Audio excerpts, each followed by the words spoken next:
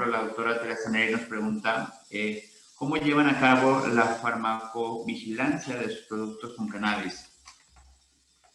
A día de hoy, y bueno, hago un poco una breve reseña de lo que es CanPharm, la empresa para la que trabajo. Es una startup en toda regla. Hemos iniciado actividades hace poquito. La empresa tiene pues, un año y pico de constituida. Es una empresa que proviene de un grupo más grande que está enfocado en el agro y que identificó el cannabis como un cultivo de interés hace unos pocos años, ¿no? Y analizando el ambiente, ¿no? Hacia dónde iba a ir esta industria, se pensó en crear una empresa con enfoque médico. Esto primordialmente porque el cannabis recreacional no es una opción en Perú y en muchos otros países. Y entonces estamos empezando, esto es a lo que quiero ir para resolver esta pregunta, estamos empezando y a día de hoy tenemos unos pocos productos que son importados del extranjero y que no requieren farmacovigilancia porque no son productos farmacéuticos, sino son productos de origen botánico. Entonces sí que requieren una prescripción médica, pero no estamos obligados a una farmacovigilancia propiamente dicha como sucede con un fármaco oncológico, por ejemplo. Entonces, no tenemos farmacovigilancia establecida en la empresa a día de hoy. En un futuro probablemente la tengamos porque nuestra mira es ir hacia productos farmacéuticos también.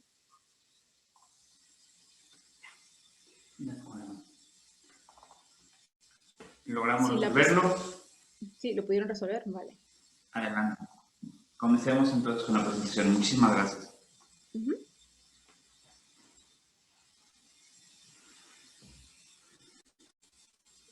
Bueno, entonces, en el formato que hemos planteado esta presentación, que es más bien como una discusión, un coloquio, ¿no? Y voy a ir resolviendo las preguntas que tengan al final.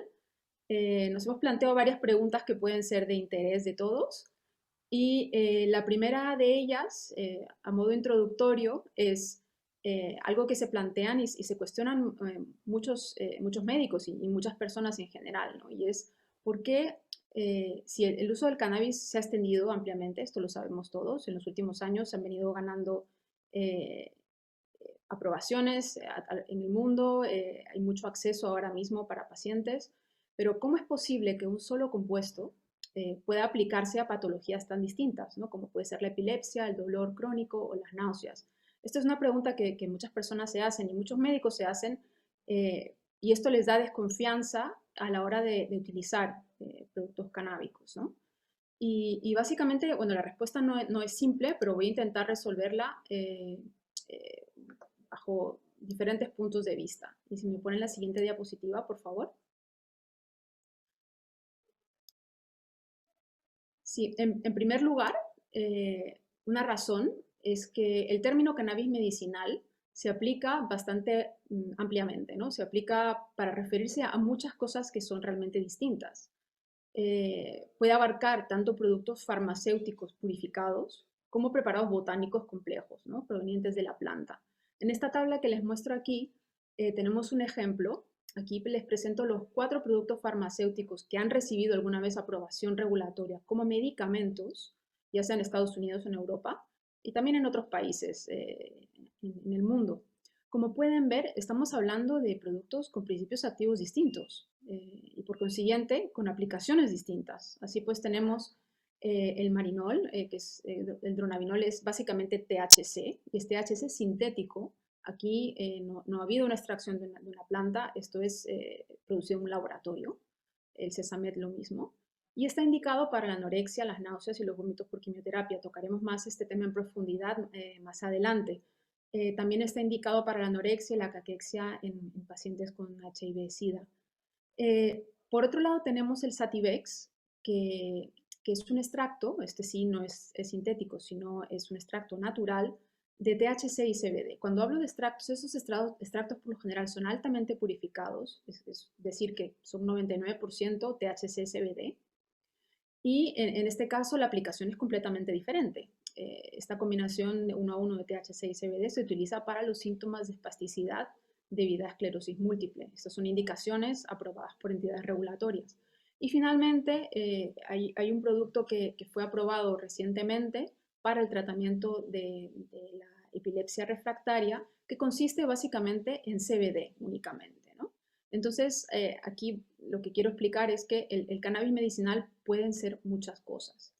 Y continúo con esta explicación, si me ponen la siguiente diapositiva, por favor, de la complejidad que trae aún más el que un producto venga de la planta, ¿no? Y que no sea un producto purificado.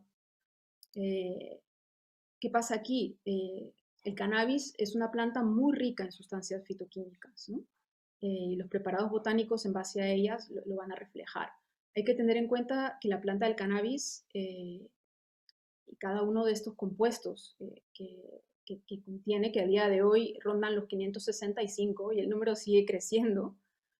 Si ven en la tabla pequeñita el número de compuestos que se conocían en 2005 y en 2015, pues ha aumentado significativamente.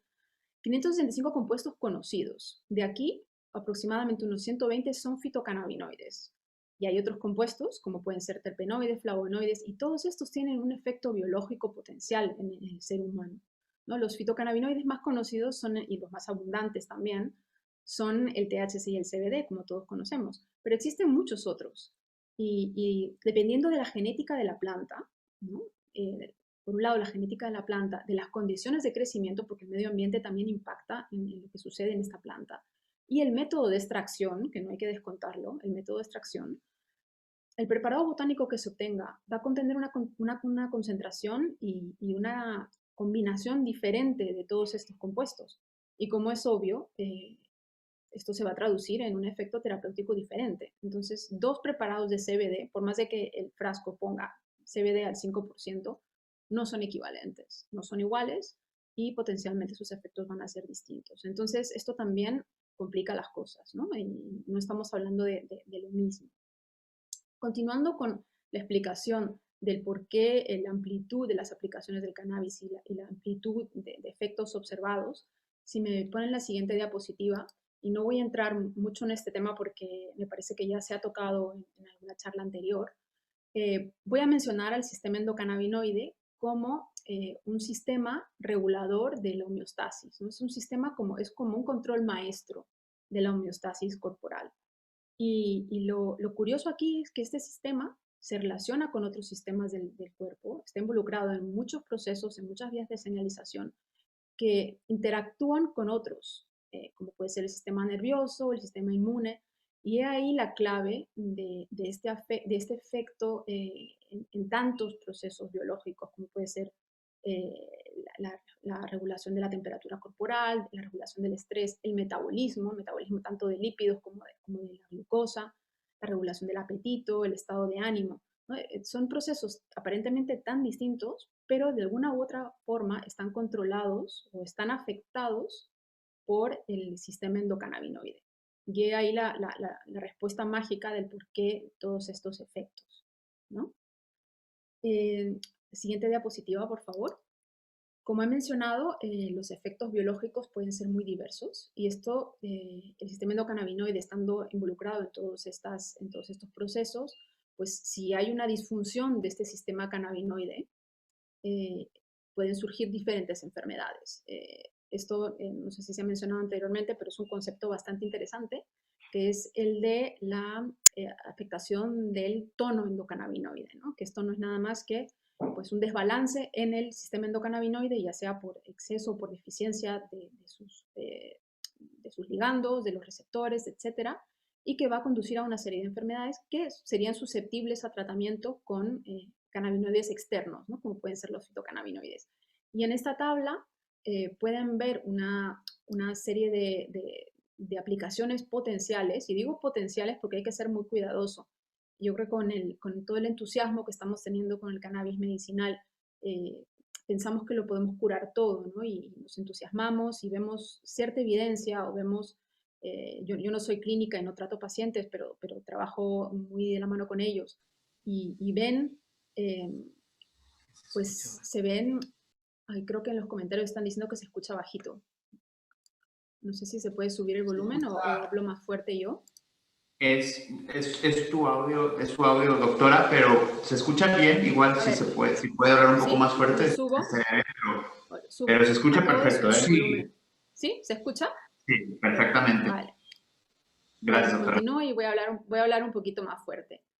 Y como estaba diciendo, la aplicación potencial es muy amplia, ¿no? En enfermedades como las que menciono en esta tabla, que son muchísimas. Y esta tabla no está ni siquiera completa porque surgen nuevas aplicaciones conforme se va investigando, que ahora con la liberalización del uso de estos productos y de la investigación, cada vez conocemos más sobre su potencial. Pero hay que ser riguroso y hay que basarse en la evidencia y hay que buscar generar esa evidencia, ¿no? Y en este sentido les quería hacer mención de una publicación muy interesante y muy útil, que si me ponen la siguiente diapositiva, que es un documento preparado es un informe en realidad preparado por la National Academy of Sciences en Estados Unidos, que se publicó en 2017.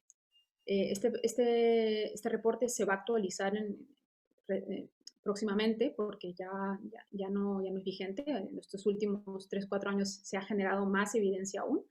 Pero lo que es interesante es que hace una revisión bibliográfica de todos los ensayos clínicos y reportes de casos, etcétera, que hablan de la evidencia sobre el beneficio, sobre los riesgos del cannabis medicinal. Y bueno, este informe fue preparado por un prestigioso comité de expertos, siguiendo una rigurosa metodología. Entonces, es una información muy valiosa para aquellos médicos que estén valorando el utilizar cannabis medicinal y no sepan, ¿no? Para esta indicación, ¿lo debo utilizar o no lo debo utilizar? ¿Qué evidencias hay? ¿Cuáles son los riesgos o cuáles son los beneficios? ¿No? En muchos casos la evidencia no es suficiente porque no se ha podido hacer esa investigación o la investigación se hizo con un grupo muy reducido de pacientes y no es estadísticamente significativa, ¿no? Lo cual es lo ideal, que una investigación sea rigurosa y tenga el poder suficiente para poder llegar a conclusiones estadísticas. Pero desgraciadamente esto no es el caso siempre. Pero sin embargo esto no confirma, el que no haya evidencia hoy en día, no confirma que no pueda haberla en un futuro. Entonces tampoco descarta aplicaciones. Básicamente se necesita investigar más y hay que aplicar el criterio, ¿no? Para todos aquellos clínicos que me escuchan y que están valorando el uso de productos canábicos en indicaciones que no están muy descritas, yo les llamaría a leer este informe y a informarse con la literatura actual, ¿no? Y buscar información actual que crece cada día. Y bueno, espero haber respondido a esta pregunta sobre por qué el cannabis medicinal se puede aplicar a tantas patologías. Doctora, Sí. adelante. totalmente respondió, pero con creces, doctora. Y además, creo que más que los datos, fue precisamente el poder saber hacia dónde impacta el cannabis y cómo, porque la verdad es que hasta este momento no lo habíamos visto gráficamente, ¿no? Pero si entramos ya un poquito más a lo concreto, a lo particular, ¿con qué objetivos terapéuticos se utiliza hoy en pacientes oncológicos el cannabis? Lo asociamos muchísimo al dolor de las últimas etapas de pacientes oncológicos antes de morir. Y yo también quiero hacer una aclaración, doctora, porque me encantaría que lo mencionaras y lo hablaras expresamente. Entiendo que en este caso el cannabis es un paliativo, es decir, es una ayuda y que lamentablemente en muchos lugares se ha confundido como una solución, más que un soporte o una ayuda, alguna alternativa al dolor. Y bueno, eso creo que valdría mucho la pena porque sí, creo que la desinformación en ese sentido ha sido grave, sí, ¿no? Bueno, ahora sí que yo no puedo hablar de eso, pero usted no, sí, pero, doctora. pero sí creo que lo enmarcaste bien. El mito es que dejo, por ejemplo, la quimioterapia para tomar cannabis y sabemos que no es así. Por favor, de la boca de un experto. Sí, primero vamos a empezar por los objetivos terapéuticos a día de hoy, ¿no? En oncología, que como bien han dicho, se basa en los cuidados paliativos. Se basa en los cuidados paliativos porque a día de hoy el cannabis medicinal se utiliza tanto para manejar el dolor oncológico, el dolor producido por el cáncer en sí, que no es poco, dependiendo del tipo de cáncer que uno tenga o si tiene metástasis, por ejemplo, en los huesos, el dolor puede ser bastante agudo y puede realmente inutilizar la función del paciente, ¿no? Y no permitirle hacer una vida normal. Por otro lado, también se utiliza y está documentado el beneficio en las náuseas y los vómitos asociados a la quimioterapia. Esto es un problema muy grave para los pacientes que están siguiendo un tratamiento actualmente, que no necesariamente van a ser pacientes terminales.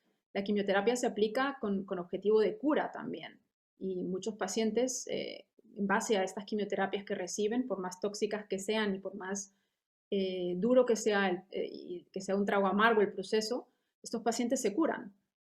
Pero pues necesitan hacer una vida normal y los productos canábicos pueden, y de hecho están aprobados para el manejo de las náuseas y vómitos asociados a la quimioterapia y para el manejo del dolor. En verde pongo las indicaciones que están sustentadas con alto nivel de evidencia.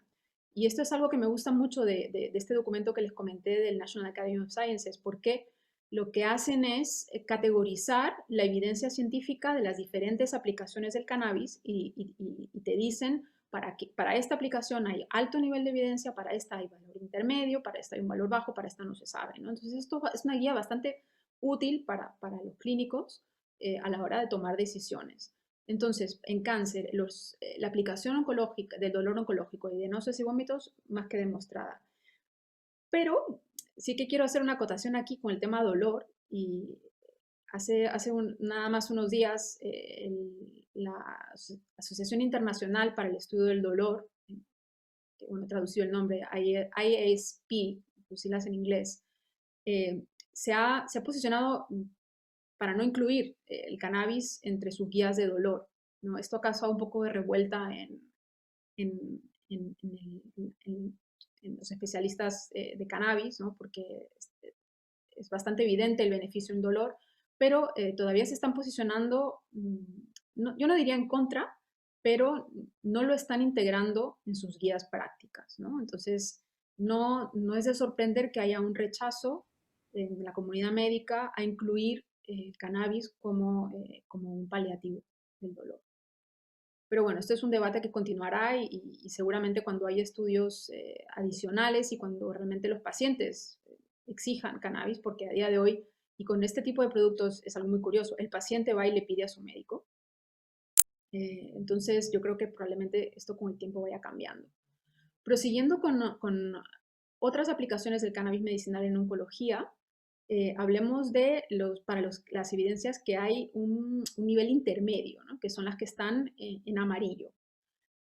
Mientras que para el SIDA sí que hay una aprobación en base a evidencia sólida de los beneficios para combatir la anorexia y la caquexia, que es un síndrome de pérdida de peso, es un problema metabólico que sufren muchos pacientes con cáncer, especialmente en fases más terminales. Pues sí que en SIDA sí que hay evidencia científica al respecto sólida. En el caso de cáncer no está demostrado. ¿Qué quiere decir con esto? Que hay algunos estudios que dicen que sí, que lo sustentan, y hay otros estudios que no terminan de sustentarlo, entonces hay contradicciones.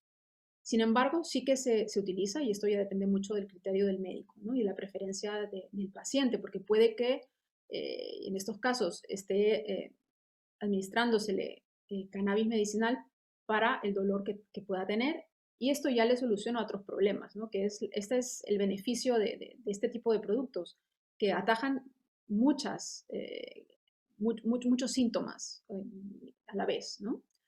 Lo mismo pasa con la ansiedad y con la depresión. Si bien no está demostrado sólidamente que el cannabis pueda combatir la ansiedad y la depresión,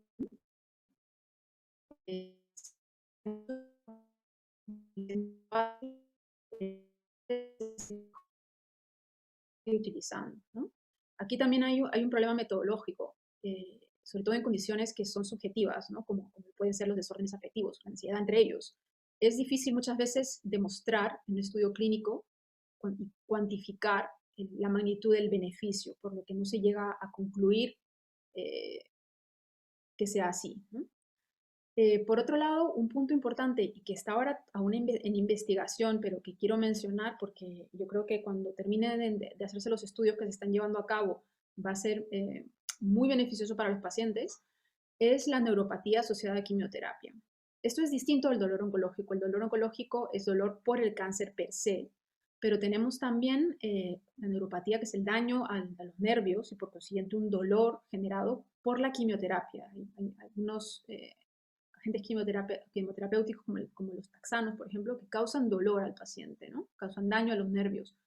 Y se está viendo que la administración antes de iniciar la quimioterapia ejerce un efecto protector y evita el daño a los nervios. Y esto va probablemente a producirse, se va a venir desarrollando próximamente y se va a venir sustentando. Finalmente, y como bien han comentado antes, está el tratamiento del cáncer en sí, ¿no? El efecto antitumoral del cannabis. Aquí no hay evidencia todavía. No hay evidencia clínica. No hay evidencia clínica, por tanto, por más de que el cannabis es beneficioso para los pacientes, el hecho de que sea un producto natural y que haya curado ratones no significa que vamos a empezar a dejar de tomar quimioterapia para centrarnos en el cannabis, ¿no? Esto es algo que se desaconseja totalmente y yo personalmente me horrorizo cuando escucho este tipo de comentarios y los he oído. He estado alguna vez en alguna mesa de algún congreso charlando con pacientes que han accedido a este congreso, ¿no? Porque había representación de pacientes. Y escuchar decir, no, no, yo ahora solo tomo cannabis, no he dejado mi terapia para cáncer de mama. Y ¿cómo le explicas? Pero bueno, es educación y es otra cosa que hay que hacer. No solamente hay que investigar, también hay que educar.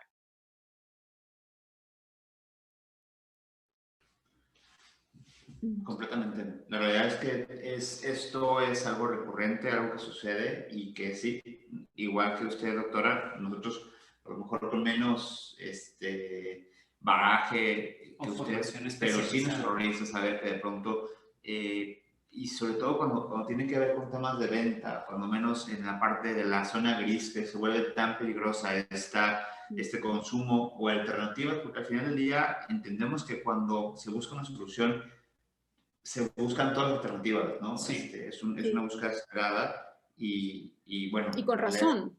Sí. Y con razón, porque cuando uno está en una situación de vida o muerte, es lógico probar, ¿no? Probar alternativas. Es correcto. Esto viene una siguiente pregunta que tiene que ver con, ¿tiene el cannabis efectos anticancerígenos? Sí, y aquí, sin meterme mucho, si me ponen la siguiente diapositiva, por favor. Sin meterme mucho en la parte molecular, que si bien es lo mío, entiendo que puede ser árida y compleja, voy a intentar resumirla en 4 o 5 pinceladas. Y es el hecho de que en el laboratorio, en modelos de células, en modelos de animales, sí que se ha demostrado el efecto anticancerígeno de varios cannabinoides, en particular el THC, el CBD, que son los más estudiados, pero algunos otros también. Entonces, se ha visto que ciertos cannabinoides son capaces de inducir el arresto del ciclo celular, que es esencial para que una célula pare de dividirse y por ende un tumor no crezca, ¿no? También se sabe que pueden promover la muerte celular, ya sea por apoptosis o por autofagia. Inhibe la proliferación por otros mecanismos también, los cannabinoides. También de manera muy interesante, porque esto tiene un rol en la metástasis, los cannabinoides pueden inhibir la migración celular. Aquí estamos hablando de células cancerosas, entonces podrían estar previniendo que un tumor se desplace a otros órganos, llega a metástasis, y también podría estar inhibiendo la angiogénesis, que es un proceso por el cual el tumor hace que crezcan hacia él vasos sanguíneos y lo alimenten. Por esto pueda crecer más y a su vez pueda soltar células en los vasos sanguíneos e infectar, por decirlo así, y hacer metástasis en otras zonas del cuerpo, ¿no? Estos procesos están validados en laboratorio. No se ha traducido esto en un efecto clínico, con contadas excepciones. Existen, de hecho, hace un mes se publicó un estudio de fase 1B de cannabis medicinal, me parece que es de Nabiximol, que es una combinación CBD con THC, en pacientes con glioblastoma multiforme. El glioblastoma multiforme es un cáncer de cerebro bastante agresivo. Los pacientes tienen una supervivencia media al diagnóstico de 11 meses, un poquito más tal vez. El tratamiento habitual es con quimioterapia, pero llega un punto y muchos pacientes pues, igualmente fallecen, ¿no? Es un cáncer muy, muy agresivo. Y se ha visto que la combinación de nabiximol con temozolomida, que es el tratamiento habitual en este tipo de cáncer, podría dar un beneficio. Pero como digo, este es un estudio de fase 1B de pocos pacientes.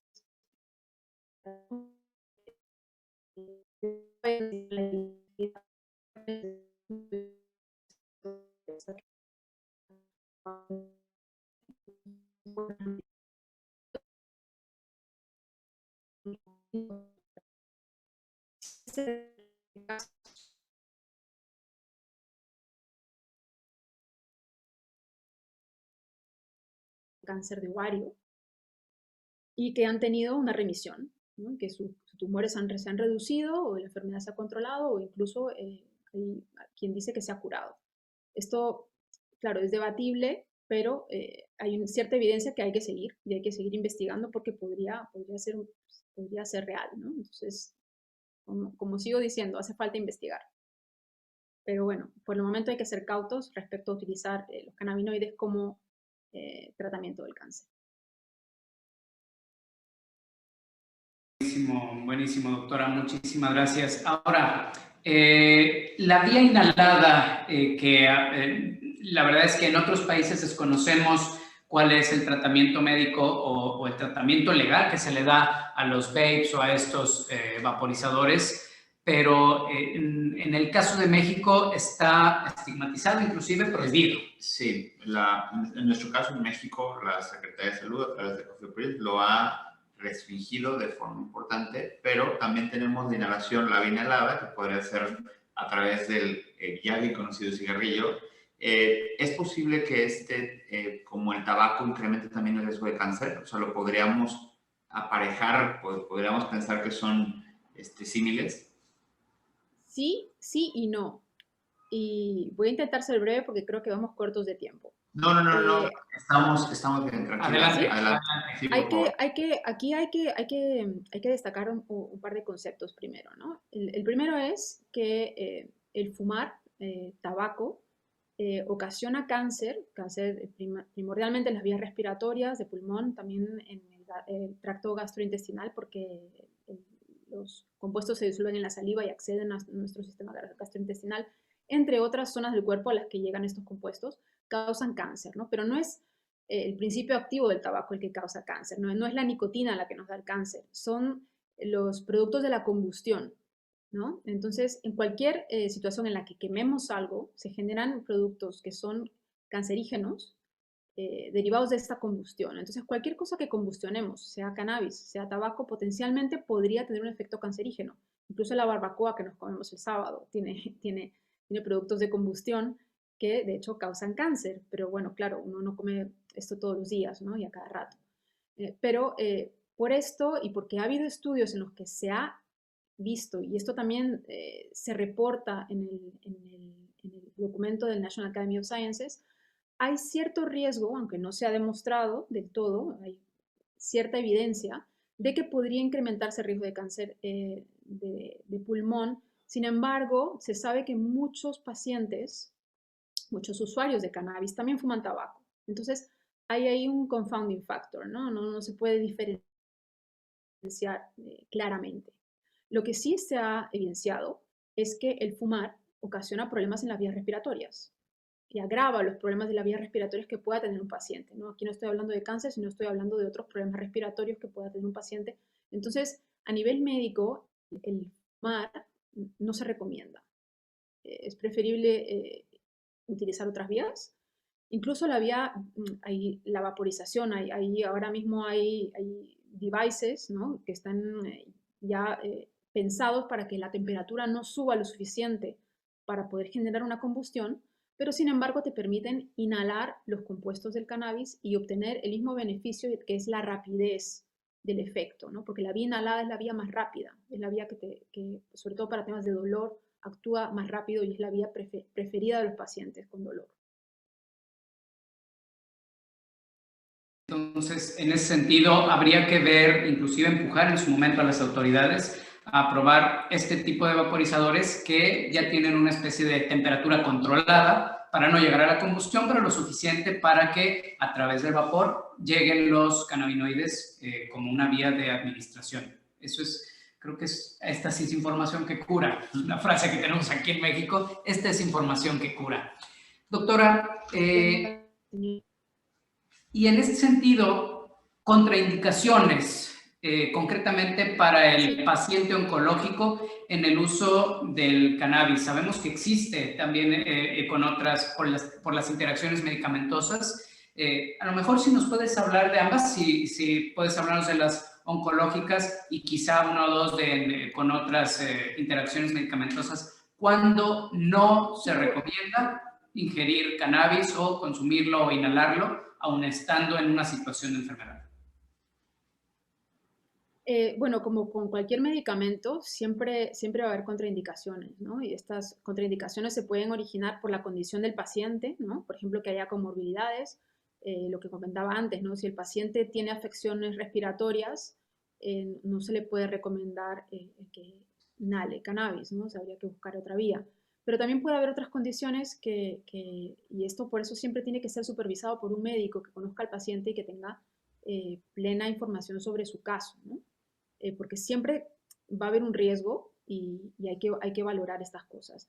En cuanto a interacciones medicamentosas, los cannabinoides se metabolizan en el hígado por unas moléculas que también metabolizan otros medicamentos. Entonces, en muchos casos hay pacientes que son politratados y que ya tienen que administrarse otros fármacos para otras afecciones que puedan tener y puede haber una interacción. Entonces el médico tiene que ser consciente de todos los tratamientos que está recibiendo el paciente.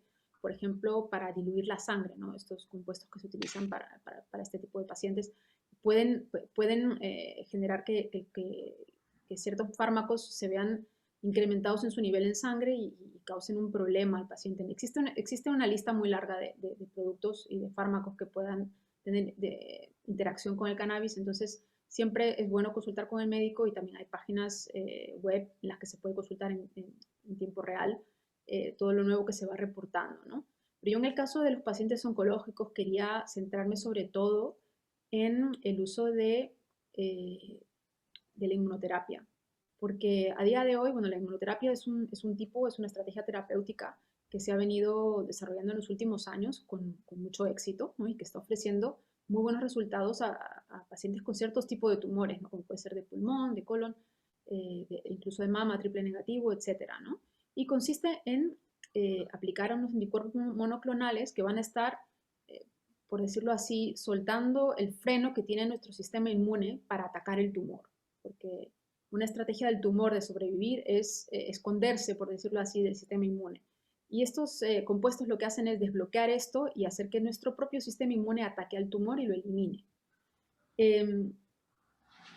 Tenemos que tener en cuenta que los cannabinoides pueden tener un efecto inmunosupresor, entonces estarían combatiendo el efecto de estos fármacos, ¿no? Y podrían estar reduciendo el beneficio de estas terapias. De hecho, hay algún reporte clínico ya, no un estudio clínico, porque no sería ético hacer esto sabiendo que puede haber un perjuicio en los pacientes, pero sí que existe un estudio clínico hecho en Israel, que están ahí muy avanzados en temas de investigación de cannabis, que es un estudio observacional. Básicamente lo que hicieron fue recoger datos de pacientes que ya utilizaban cannabis y que iban a ser sometidos a inmunoterapia y se les valoró, ¿no? Porque estos pacientes voluntariamente que consumían cannabis.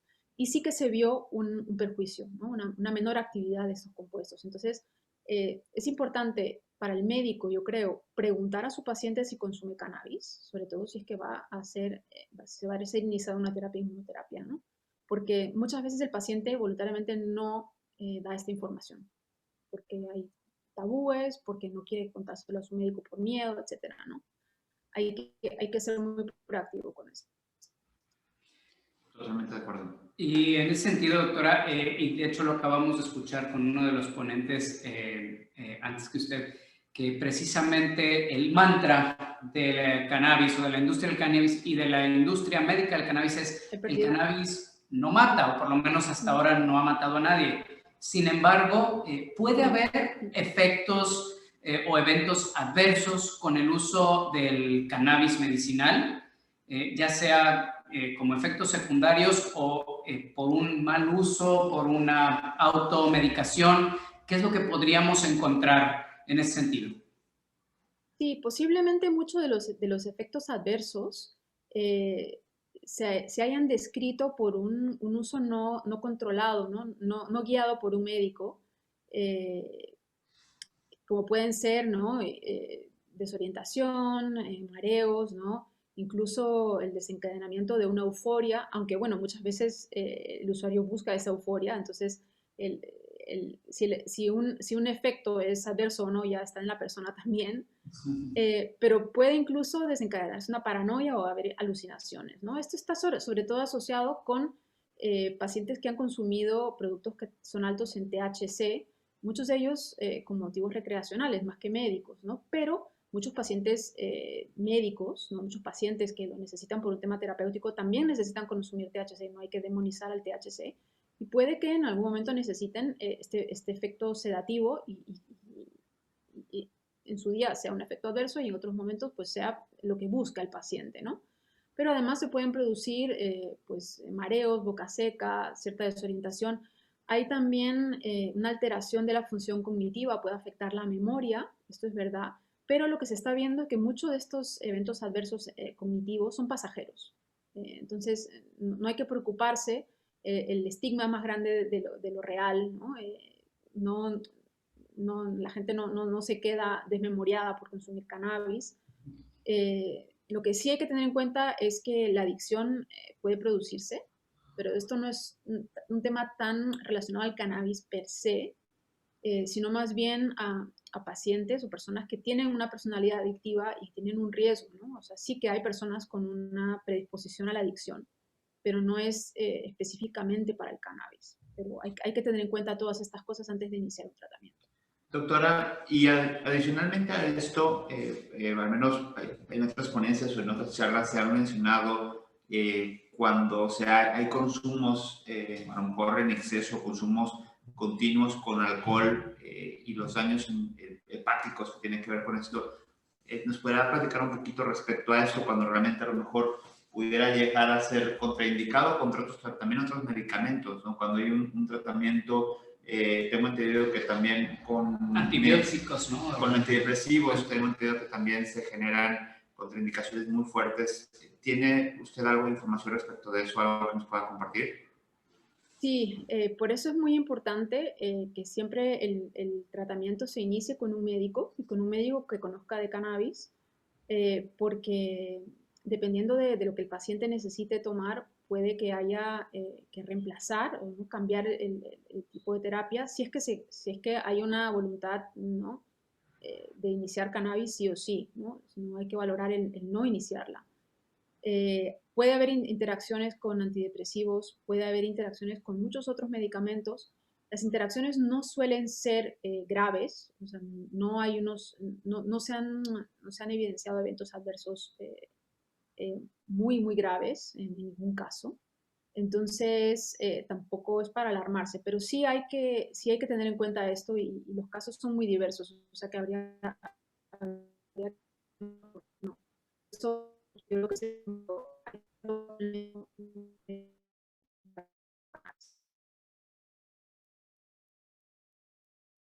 Y la perdimos. Doctora. he perdido el audio. Ahí ya regresó. Mucho mejor, sí. Adelante. Adelante, doctora. No, sí, no, ya había terminado. Básicamente lo que estaba diciendo es que cada caso es muy particular. Cada caso es muy particular y hay que consultarlo con el médico correspondiente, ¿no? Y valorarlo también, porque en el caso de que no se sepa, y con el cannabis estamos aprendiendo todos, muchas veces lo que hay que hacer es, bueno, y esto es una frase que se repite en todos los círculos de cannabis medicinal, es start low, go slow, ¿no? Hay que empezar con con dosis muy pequeñas, valorarlo por unos días, seguir incrementándolas, valorar unos días y ver cómo va respondiendo el paciente, ¿no? Buenísimo. Y, doctora, hablaste del futuro y esta probablemente es una pregunta que no tenga una respuesta unívoca en este momento, pero en tu opinión, con base en la experiencia, sobre todo lo que vas viendo de la evolución de las investigaciones con cannabis, ¿reemplazará el cannabis el uso de la quimioterapia en el futuro o podremos considerarlo por lo menos pues ahora sí que una gran ayuda en ese tipo de tratamientos? ¿Cómo lo ves? No quiero decir no, pero sí que lo veo improbable. Como he comentado antes, la quimioterapia, por más demonizada que esté, por más impopular que sea, salva vidas. Y el cannabis difícilmente pueda tener un efecto citotóxico, es decir, de matar células de una manera tan potente como pueda tenerlo los agentes quimioterapéuticos, ¿no? Lo que sí yo veo es que puede ser un gran aliado adyuvante de diferentes terapias y que yo creo que vamos a ver desarrollarse este potencial en el futuro cercano. Pues me parece que, vamos a ver si tenemos una más. Sí, por supuesto. Ajá, vaya. Esta es la... Claro, no podíamos dejarla ir y me encanta, claro. ¿Es posible? Por favor, ya la tenemos en pantalla. Cannabis y COVID, y sobre todo pensando que la industria tuvo un boom de consumo de cannabis justo el año pasado por y a causa de la pandemia. ¿Qué sabemos hasta estos momentos, doctora? Pues primero es el tema de moda y cómo no va a serlo, ¿no? Todos hemos sufrido a lo largo de este año con la pandemia y definitivamente, como bien has dicho, el uso del cannabis para temas de estrés, de ansiedad, el uso se ha venido incrementando y se continúa incrementando para poder mantenernos en la salud mental, ¿no? Pero de manera interesante, por los mecanismos de acción de cannabis, se ha empezado a valorar como un posible tratamiento o incluso agente preventivo del COVID. Esto es muy interesante y ha habido varias publicaciones al respecto. Aquí no quiero decir que nos pongamos todos a consumir cannabis para evitar contagiarnos. No quiero hacer esa recomendación todavía. Se están haciendo ahora mismo esfuerzos sobrehumanos para desarrollar tanto vacunas como tratamientos, ¿no? Y este es uno de ellos. Existen dos potenciales mecanismos de acción por los cuales el cannabis podría ofrecer beneficio, ¿no? El primero es por su acción antiinflamatoria. Se sabe que el virus no es el que te mata en realidad, no es el que te agrava la situación, el cuadro médico, sino es un proceso fisiológico que se llama, bueno, patológico mejor dicho, que es la tormenta de citoquinas, que no es más que tu sistema inmunológico actuando de manera brutal, intentando combatir el virus, ¿no? Pero al hacer los cannabinoides, ciertos cannabinoides antiinflamatorios, pueden mitigar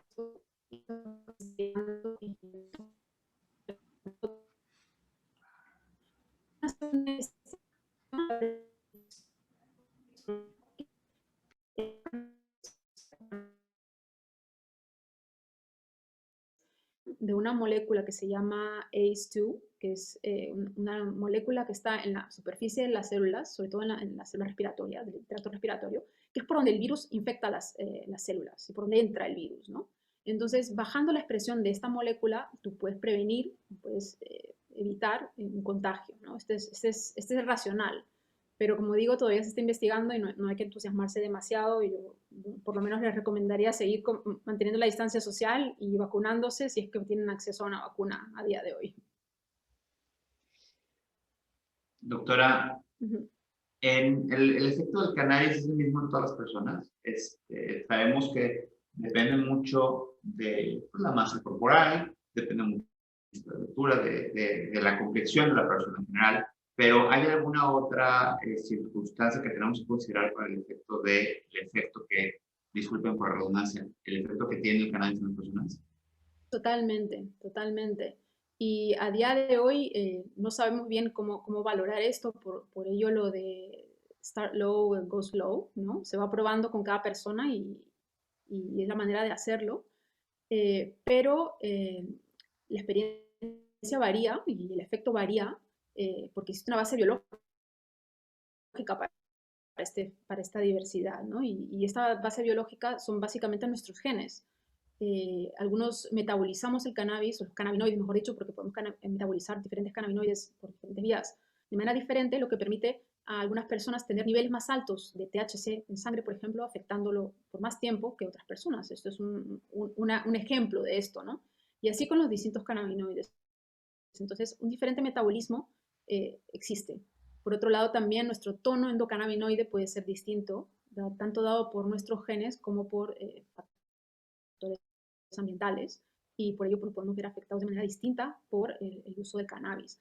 Es interesante, pero esto ya se está empezando a explotar a nivel terapéutico y comercial, y hay varias empresas desarrollando kits de diagnóstico, por decirlo así, que analizan los genes y también ven el metabolismo, ¿no? Entonces, en base a esto, están investigando pues, si estos devices pueden ayudar a guiar al médico a tratar al paciente con una cierta dosis o con otra, o con un cannabinoide u otro. Esto está en desarrollo, aunque hay algunos ya empezando a comercializarse. Doctora, me gustaría preguntarle, y esto es más de una cuestión personal o profesional en el sentido de la formación. Compartimos idioma, ¿no? Que generalmente hoy por hoy la mayoría de las publicaciones, de las cosas que existen hoy en día, están en idioma inglés o provienen de fuentes particularmente de Estados Unidos y Canadá. Tú que compartes nuestro idioma, tú que en este momento estás creciendo en España, que eres peruana, que tienes una formación, ¿qué le podrás compartir a los médicos que piensan especializarse? ¿Cuáles son las fuentes que deben seguir? ¿Cuáles son esos, nosotros le decimos hacks, esos shortcuts que deben de encontrar estos médicos que deseen saber más y que con esta formación que van a tener poder ayudar a sus pacientes y a las personas y poder compartir de igual forma el conocimiento que tanto se... Sí, esa es una muy buena pregunta porque es una necesidad enorme, ¿no? La mayoría de nosotros no estudiamos el sistema endocannabinoide en la universidad, nadie nos mencionó que existía, mucho menos nos hablaron de cannabis. Si alguien mencionaba cannabis en la universidad era igual para expulsarte, ¿no? No es algo no es algo que se estudiara. Entonces, la formación de los profesionales que a día de hoy están tratando pacientes en lo que es medicina cannabinoide es nula, ¿no? El que sabe es porque se ha formado recientemente, porque empiezan a haber iniciativas, hay empresas farmacéuticas, hay universidades que empiezan a tener diplomados. En Latinoamérica hay varios. En Perú también se está sacando un diplomado. Yo creo que empiezan a haber alternativas para formarse en castellano. En inglés también las hay, en Estados Unidos hay varias certificaciones. Yo les invitaría a buscar aquellas que les interesen en sus regiones, en los idiomas que prefieran, porque es imprescindible formarse, ¿no? Es imprescindible formarse, pero para quien no se quiera formar en el uso del cannabis y sea un médico especialista, otra opción también es colaborar con un médico canábico, ¿no? Yo creo que también es importante no descuidar la especialidad porque un paciente oncológico lo tiene que tratar un oncólogo. Otra cosa es que un médico canábico pueda asesorar en la dosificación y en el uso de cannabinoides, pero el cáncer lo tiene que tratar el oncólogo. Entonces yo sí que veo también una oportunidad de colaboración. Pero volviendo al tema de la formación, hay muchas fuentes importantes. Yo personalmente me he asociado recientemente a la Society of Cannabis Clinicians en Estados Unidos. Tienen pues, asociarse muy beneficioso porque hacen journal clubs una vez al mes, se presentan artículos, tienen también training modules que uno puede ver online. Esto sí que es en inglés. Próximamente estará en castellano también, se van a subtitular. Aquí en España hay una fuente de información muy útil que es de la Sociedad Española de Investigación en Cannabinoides, la SEIC, que su página web tiene muchos recursos. También la Fundación Cana tiene muchos recursos formativos, educativos. Son fuentes a las que habitualmente yo refiero a quien quiere saber más. Pero por supuesto siempre hay que buscar en PubMed artículos porque se publican cada día, ¿no? Doctora, pues ha sido un verdadero placer tenerte. Estamos Igualmente. muy honrados por tu presencia. La verdad es que tu trayectoria profesional es impresionante y la verdad es que me atrevería a pues, ponerte sobre la mesa que tienes mucho que aportar. Ojalá te puedan contactar, ojalá puedan seguirte, tu trayectoria. Es realmente impresionante lo que estás haciendo y estamos muy contentos de haberte tenido. Gracias por aceptar esta invitación a este primer Cannabis Mexico Summit. Esperemos que sean más y que nos sigas aceptando las invitaciones. Y por otro lado, bueno, pues te deseamos lo mejor de tus éxitos en tus investigaciones y en tu formación posterior. Te seguiremos muy de cerca. Muchísimas gracias. Aquí les dejo también mi contacto para quien me quiera escribir y estaríamos encantados de colaborar en lo que se pueda, ¿no? Y gracias por la oportunidad de estar aquí con ustedes y el mejor de los éxitos. No, gracias a ti. Muchísimas gracias. Por favor, los invito a todos, a de verdad, aquí tienen los datos. Por favor, colaboren, contribuyan, formen parte de estas iniciativas. Solamente así podemos hacer que las cosas funcionen. Gracias. A ustedes. Adiós. Muchísimas